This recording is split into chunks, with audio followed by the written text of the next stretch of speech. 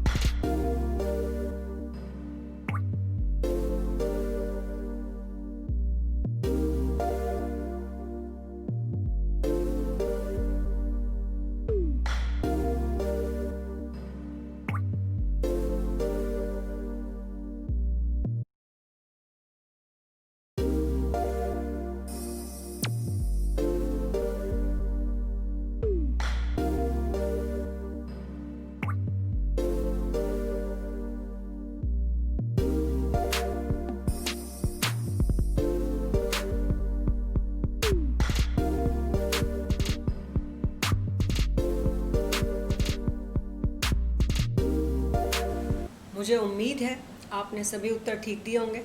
आइए देखें, ये रहे आपके उत्तर।